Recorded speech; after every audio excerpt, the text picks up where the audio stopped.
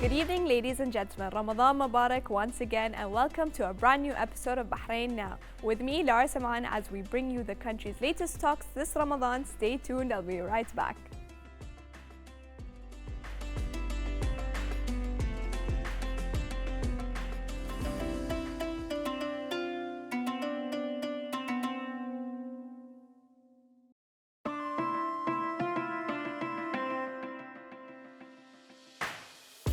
Welcome back.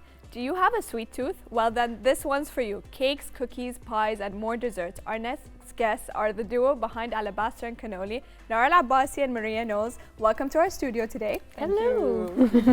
So, tell us about the name and how did you guys come up with Alabaster and Cannoli? So the name it's very important to us. It's actually our names, but it's a play on it. So when we met in college, we became really good friends and we started nicknaming each other based on our last name. So I started calling her Alabaster. And I basically just started calling her Cannoli. And it was like a joke. It was like, oh, hey Cannoli, what's up? And she'd be like, hey Alabaster. Like it was just very chill. So it's actually, there's a cute meaning behind it. It is. There's a very cute meaning behind it. Yeah, it's our last name. So that's just how the name came to be. And it wasn't until later on where we started getting more serious and being like, hey, if we started something together, what if we just took the nicknames we gave each other and then use make that? His name. Yeah. It's not as creative as it seems. No, but it's nice. But it's nice. I find it's nice because it has some meaning to it. It's not just like, oh, cakes and cookies. You get what I mean? So it's very nice that it has that. And how did this all start? How did you guys come up to actually go ahead and do this? So we were actually roommates in college. So we both left our homes. Like I left Bahrain, she left the Bahamas, and we went to the States to study culinary arts and baking and pastry.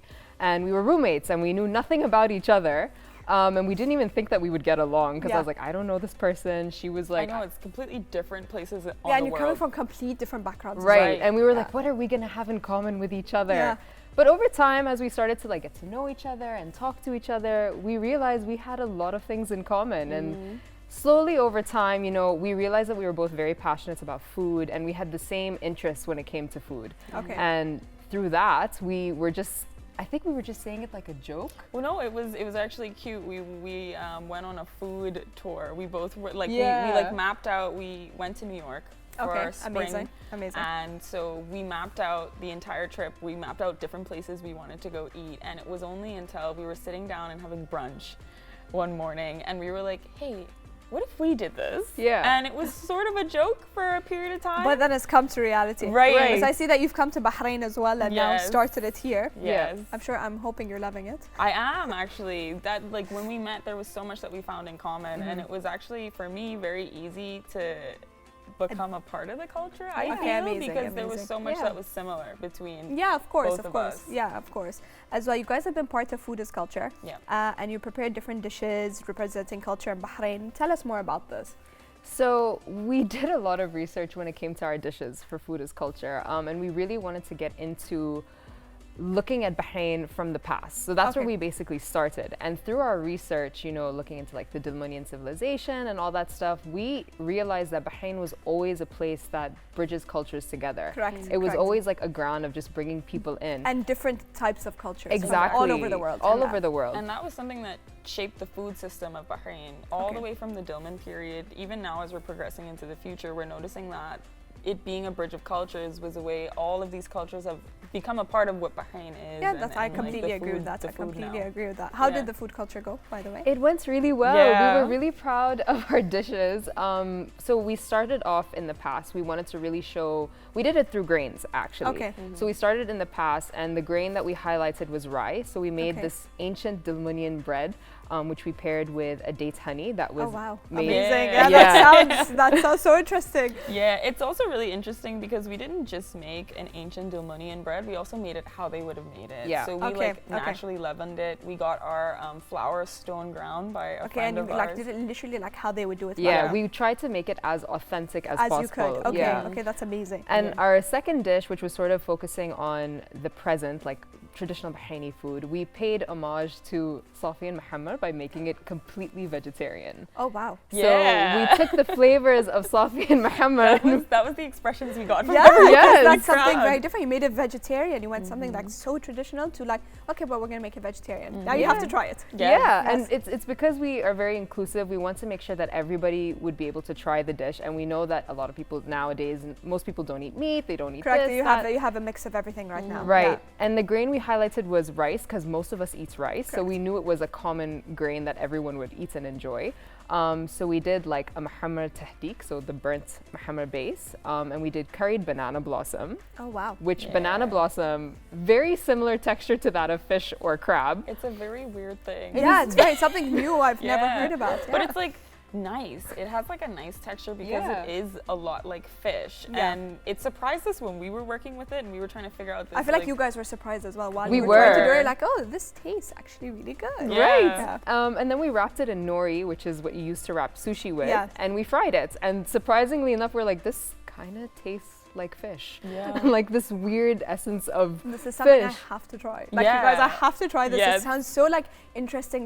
Like I said, you took something so traditional and made it like, okay, we're gonna make it vegetarian. Now you guys have to try this. Yes. Right. I love the idea. So tell us, what are your Ramadan flavors for this year? What are you guys planning on doing? so. Well, I'll start with the yeah, cake. go for Yes. it because we have Tell some me. treats here. So we're Tell us act- exactly about as well. What do we have in front of us? Yeah, so this is actually going to be our Ramadan design. Okay. So basically, you can get any of our cake flavors in this design, and then we'll be doing really nice toppers for it. So you Yeah. can Like get, Ramadan Kareem and Yeah. Eid yeah, Mubarak people and- are very different. Some people want Yeah. flowers on top. Some Some people people, want like everybody wants messages. something different. Yeah. Exactly. So So, this they is- have a choice that they can choose what Yeah. they want to the do. topper and Okay, everything. okay, We also amazing. like make complimentary toppers, so you can get designs that we also do in their gold, and it's Okay, really amazing, nice. You amazing. can get that. Okay. Yeah. So the cake flavor that we're debuting for Ramadan as well is the cake that we had at Food is Culture. Okay. And it's a cardamom infused cake with rose buttercream Oh, and, this sounds delicious. and a guava jam. Yes. Oh wow! Yeah. Oh, I like the twist. Yeah. The guava jam. We Okay. have to put a Yeah, little because you put something. like the cardamom and the rose, but with the guava jam, I like that. There's a little twist to that. Yeah, it combines the flavors of our childhood. So we Okay. basically took the flavors that we grew up eating and loving. Like for me, it was cardamom and rose, and for Maria, it was guava. Guava. and So we it's like just- let's combine it Yeah. together. Yeah. Do you have any other flavors that you guys are going to be doing? Yes. Yes. So these two treats over here are going to be our specials for Ramadan. Okay, I can see there's stars on that one. Yes. A bit of gold as With the well. I little can gold. see that. Yes, I love it. So people don't feel like going extra and getting a stacked cake. They have Exactly. the option of getting this lovely lemon pound cake. Okay.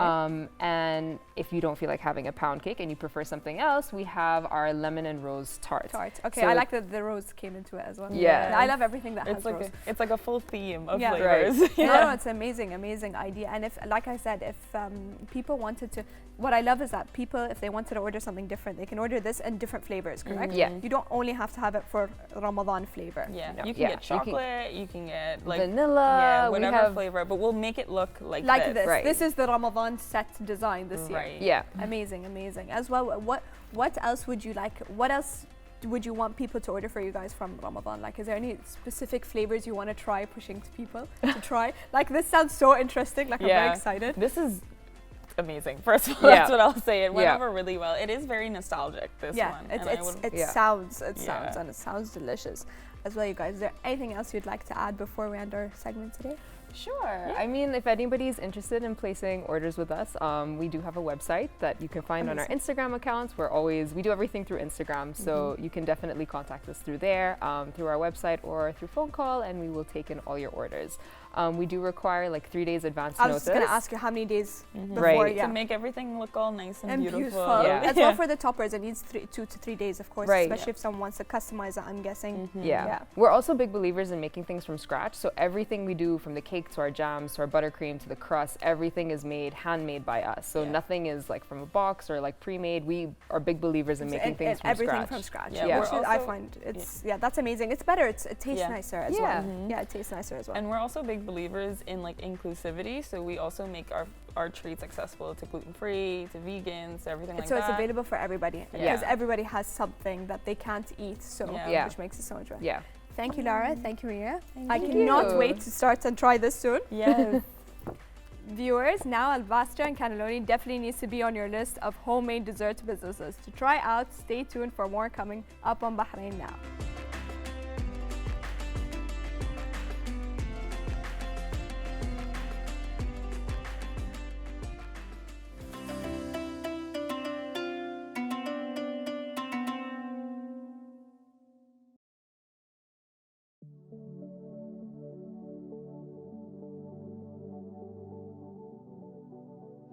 Ladies and gentlemen, I know that in the spirit of Ramadan, we've all got food on our mind. And who better to talk food with other than Wolfgang Puck of Cut himself?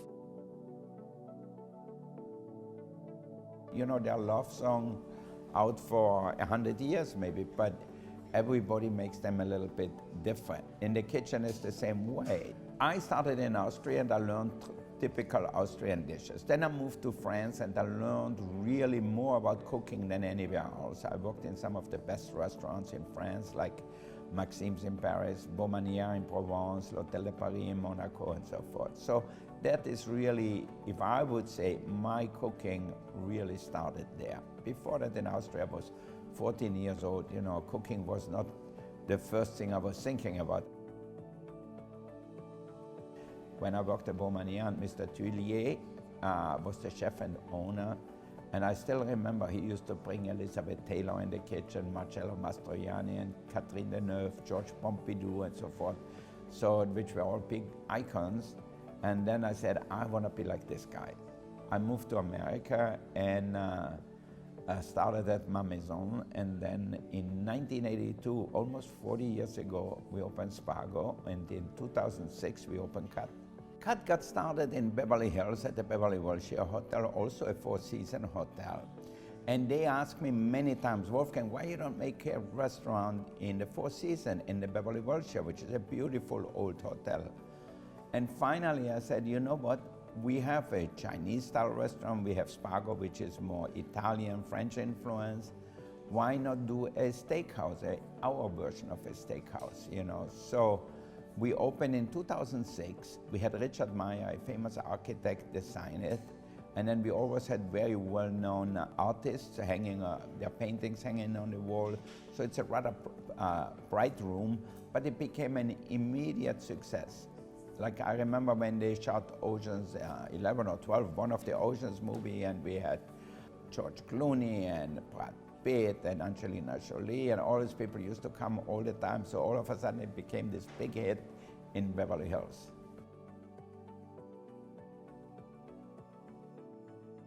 Wall Street Journal journalist did an article, a big article with a big picture. He asked me at the end, so what's your dream? Do you still have dreams to achieve something? And I don't know how it came out. I said, I want to go to Harvard. And he said, oh, you want to go to Harvard? So they printed that in the newspaper. A few days later, the dean of Harvard Business School calls me up and says, Wolfgang, when you want to come? So I said, oh, I'm so sorry, sir, I never went to college. He said, it's okay. And then he said, I told him, but I never went to high school either. I said, okay, don't worry. And so he persuaded me to come to Harvard. And for me, that was the most amazing experience because I was in a dormitory. I had my own little room with a shower and with a computer. Even I don't use one.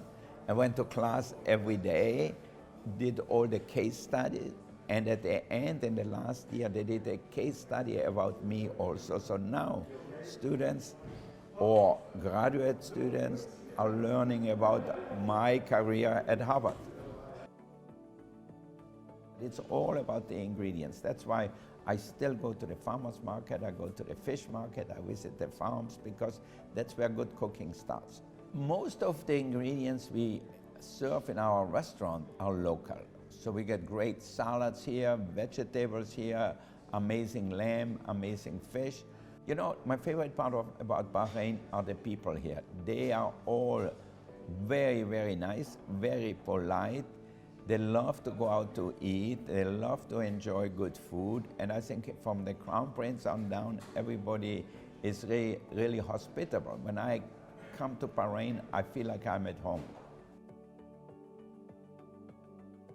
So, ladies and gentlemen, that was the legendary Wolfgang Puck. I hope maybe some of you will be inspired to walk in his footsteps. Wishing you a happy Ramadan from Bahrain International, this is Khalid Hidris.